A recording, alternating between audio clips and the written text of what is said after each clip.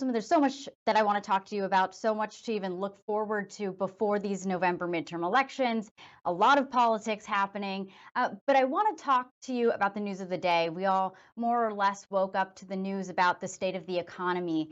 It is the second quarter in which we have seen the economy shrink that has traditionally been an indicator that we are headed into a recession. Of course, the Biden administration saying, well, our job numbers here in the country are still pretty strong. So we're not necessarily there. They don't want to declare a recession. Two-part question for you. One, what is your reaction to what you're seeing? And, it's possible that Republicans take back the House majority after the midterm election. What are you all discussing about what legislation or, how you would like to strengthen the economy?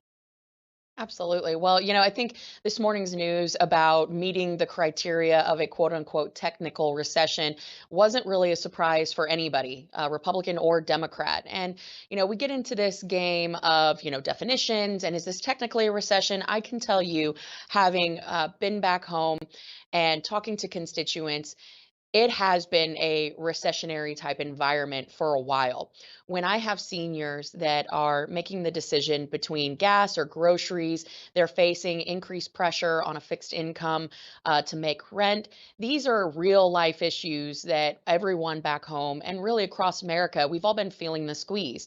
And you needn't go to the gas station and pay over $5 a gallon of gas to recognize that things aren't going great right now in America in terms of the economy. I talk to employers all the time and they say, listen, we thought that things were going to be picking back up. We thought that we would be able to get some folks back in to apply and get folks to work. The incentive packages that employers have been putting together to try to entice people to get back to work have been through the charts, but yet the end result is still the same in that employers are having a hard time finding help.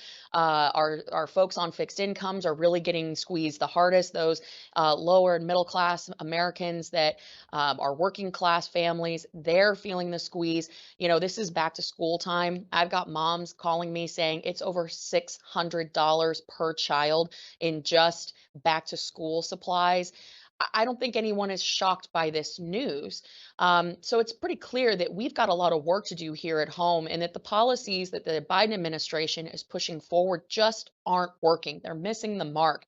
And they have, both when it comes to the actual numbers, but also in practice too. So, I think that when Republicans take back the House, and Republicans will take back the House, and I believe the Senate as well, we're going to put forward an America First agenda that is rooted in the basics, getting government out of the way. The regulatory environment has really strangled enterprise and commerce across this country through a variety of different industries. We're going to help get people back to work by reducing that burden of everyday essentials on them, from school supplies, like I said, to the basics like gas and groceries. The inputs on our food supply right now, be it fuel costs, be it fertilizer, and of course, all the regulatory environment, it's really increasing the cost of food.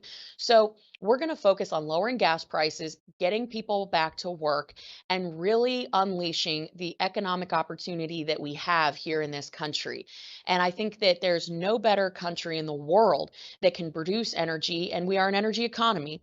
We can produce it better, cleaner, and more efficiently than anywhere else in the world. So we're going to empower our domestic production industry to get back to work, to really restart that engine. And that's going to be the first step.